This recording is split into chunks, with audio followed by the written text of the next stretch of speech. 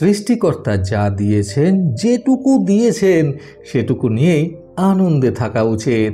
বন্ধুরা, এই অসাধারণ প্রসঙ্গটাকে কেন্দ্র করে আজকে আমি আপনাদের একটি গাছের সুন্দর একটি গল্প শোনাবো। চ্যানেলে নতুন হলে সাবস্ক্রাইব করতে ভুলবেন না এবং অবশ্যই গল্পটি ভালো লাগলে একটা লাইক আশা করব। বহু বছর আগের ঘটনা। এক গভীর জঙ্গলে নানান রকমের প্রজাতির গাছ একত্রে বাস করত। বড় বড়, লম্বা, মোটা সোটা, সোজা, বাঁকা সমস্ত রকমের গাছে সেই জঙ্গলটা পুরো ছেয়ে থাকত এবং প্রত্যেকটা গাছের সাথে প্রতিটা গাছের একটা খুব ভালো সম্পর্ক ছিল। প্রত্যেকের মধ্যে প্রতিদিন কথার আদান প্রদান হতো নিজেদের ভাষায়। সেখানে দাঁড়িয়ে থাকা গাছগুলোর মধ্যে একটি ভীষণই অদ্ভুত রকমের দেখতে গাছ ছিল। সেই গাছের গোড়াটা বা বলতে গেলে নিচ থেকে ওপর পর্যন্ত পুরো গাছটাই এতটাই আঁকা বাঁকা ছিল যে গাছটাকে দেখলে ভীষণই জটিল বলে মনে হতো এবং এতটা আঁকা বাঁকা গাছটাকে দেখে বেশ ভয়ও লাগতো।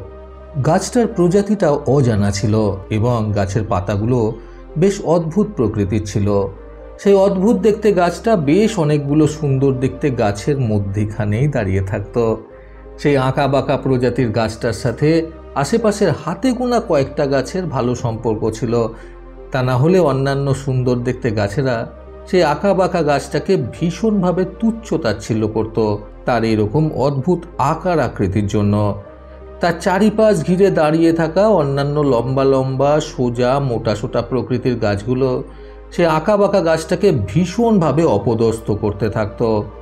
এর ফলে সেই আঁকা বাঁকা প্রকৃতির গাছটা খুবই মনমরা হয়ে থাকত এবং নিজের এই অদ্ভুত গঠনের জন্য সৃষ্টিকর্তাকে সবসময় দোষারোপ করতে থাকত। সৃষ্টিকর্তার কাছে সেই গাছটা কাঁদতে কাঁদতে বলতো, হে ঈশ্বর, আমাকে তুমি এই বিশ্বব্রহ্মাণ্ডে কেনই বা সৃষ্টি করলে? আর সৃষ্টি যখন করলে তাহলে এরকম বাজে আকৃতির কেন বানালে? সবাই আমাকে দেখে হাসাহাসি করে। আমার আশেপাশে দাঁড়িয়ে থাকা আমার সব বন্ধু বান্ধবেরা আমাকে নিয়ে কুমন্তব্য করে। আমার এতে ভীষণ পরিমাণে কষ্ট হয়। এই সকল কিছু বলে সেই দুঃখী গাছটা সর্বক্ষণ ঈশ্বরের কাছে কাঁদতে থাকত। তার আশেপাশে থাকা দু চারটে গাছ যারা সেই আঁকা বাঁকা গাছটার সাথে ভালো মন্দ কথাবার্তা বলতো, তাদের কাছে সেই খারাপ দেখতে গাছটা দুঃখ করে সবসময় বলতো, তোমাদের ডালপালাগুলো, তোমাদের কাণ্ড কতই না সুন্দর, লম্বা আর সোজা, একদম সুদর্শন, কিন্তু আমাকে দেখো, না জানি সৃষ্টিকর্তা আমাকে কি পাপের কারণে এরকম তৈরি করেছেন। আমার কাণ্ডটাই যে শুধু অসুন্দর, আঁকা বাঁকা সেটা নয়, আমার ডালপালাগুলো, এমনকি গাছের পাতাগুলো কতটা বিশ্রী দেখতে। এরকমভাবে আমার বেঁচে থাকার ইচ্ছাটাই চলে যাচ্ছে। সেই আঁকা বাঁকা গাছটির এই প্রকারের কথাবার্তা শুনে তার পাশে দাঁড়িয়ে থাকা সুদর্শন বন্ধু বান্ধবরা তাকে বোঝাতো এবং বলতো, সৃষ্টিকর্তা যাকে যেটা দিয়েছেন সেটা নিয়েই সন্তুষ্ট থাকা উচিত। তিনি নিশ্চয়ই কিছু ভেবে চিন্তেই এটা করেছেন। কিন্তু সেই মুহূর্তে সে এতটাই নিজের রূপ নিয়ে হতাশাগ্রস্ত হয়ে পড়েছিল যে কারোর কোনো কথাই তার মাথায় ঢুকতো না। এইভাবে দিন প্রায় কেটে যাচ্ছিল। একদিন বেশ কিছু মানুষজন নিজেদের সাথে করে গাছ কাটার বেশ কিছু যন্ত্রপাতি নিয়ে বনে ঢুকলো। বনের মধ্যে ঢুকে তারা এদিকে ওদিকে ঘুরে ঘুরে এবং প্রত্যেকটি গাছ খুব ভালো মতো পর্যবেক্ষণ করে এক এক করে গাছ কাটতে শুরু করলো নিজেদের কাছে থাকা যন্ত্রপাতিগুলোর সাহায্যে। সেই আঁকা বাঁকা অসুন্দর দেখতে গাছটার চারপাশ ঘিরে থাকা সুন্দর, লম্বা, মোটা সোটা এবং বেশ বড় গাছগুলোকে প্রথমে তারা এক এক করে কাটতে শুরু করলো। চোখের নিমেষে সেই দুঃখী গাছটা নিজের চোখের সামনে নিজের মৃত্যুকে দেখতে পাচ্ছিল। চোখের সামনে নিজের বন্ধু বান্ধবদের এইভাবে মৃত্যুবরণ করতে দেখে ভয়ে তার বুকটা যেন শুকিয়ে আসছিল। এতদিন পর্যন্ত যেন তার আর বেঁচে থাকার ইচ্ছেই ছিল না তার এত বিশ্রী রূপ নিয়ে। কিন্তু এখন মৃত্যুকে এত কাছ থেকে দেখার পর যেন সে ভীষণ পরিমাণে মৃত্যু ভয় পেতে শুরু করলো। চোখের সামনে সেই অসুন্দর আঁকা বাঁকা গাছটা দেখতে পাচ্ছিল যে কিছুক্ষণ আগেই যাদের সাথে তার কথা হচ্ছিল, যারা তাকে ভালো বুদ্ধি দিচ্ছিল এবং ভালো ভালো কথা বলে সান্ত্বনা দিচ্ছিল, তাদেরকেও এক এক করে সেই মানুষগুলো গাছ কাটার যন্ত্র দিয়ে কেটে ফেলছিল। এই দুনিয়াতে এমন কেউ নেই যে কিনা মৃত্যু ভয় পায় না। কাজেই ইচ্ছা থাকলেও উপায় না থাকায় গাছগুলো মাথা নত করে নিজেদের মৃত্যুটাকে মেনে নিল। বেশ কিছুক্ষণ এইভাবেই গাছ কাটার পর জঙ্গলটা প্রায় কিছুটা ফাঁকা হয়ে গেল এবং এরপরে নিজের পালা আসতে চলেছে এই ভেবে যখন সেই অসুন্দর আঁকাবাঁকা গাছটা মানসিকভাবে প্রস্তুতি নিচ্ছিল মৃত্যুর দিকে ঢলে পড়ার, ঠিক সেই মুহূর্তে সেই মানুষগুলোর মধ্যে থেকে একটি মানুষ এসে সেই অসুন্দর দেখতে গাছটাকে অবাক করে দেওয়ার মতো ঘটনা ঘটালো। সেই মানুষটা যখন হাতে ধারালো একটি যন্ত্র নিয়ে গাছটার সামনে এসে দাঁড়ালো, তখন সেই অদ্ভুত আঁকাবাঁকা দেখতে গাছটার মুখটা ভয়তে ফ্যাকাশে হয়ে গেল। সেই ঈশ্বরের কাছে বারবার নিজের বেঁচে থাকার জন্য প্রার্থনা করতে লাগলো।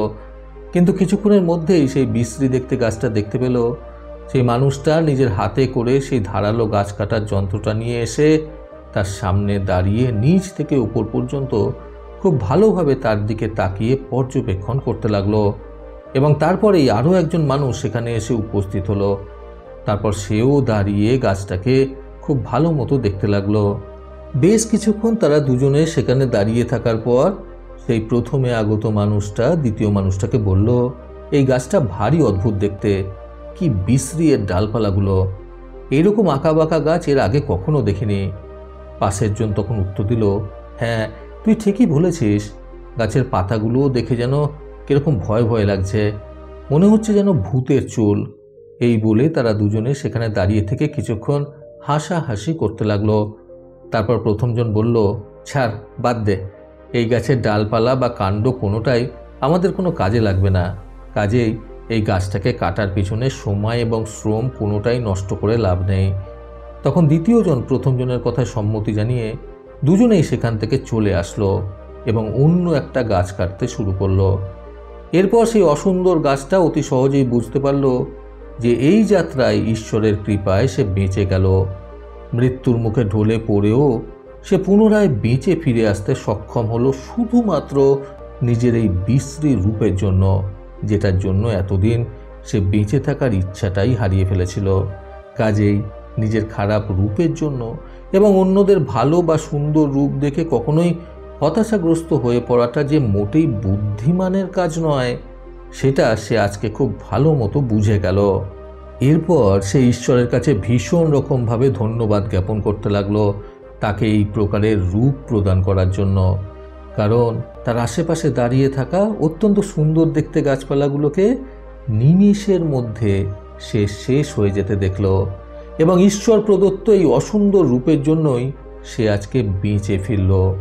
এতদিন এই প্রথমবার সে নিজেই রূপের জন্য গর্ববোধ করতে লাগলো। বন্ধুরা, নিজের রূপকে সেরা ভাবতে আজকের এই সুন্দর গল্প থেকে শিক্ষণীয় তিনটি কথা সর্বদা মনে রাখুন। প্রথমত, ঈশ্বর সবার জন্যই যেটা করেন কিছু না কিছু ভালো ভেবে চিন্তেই করেন।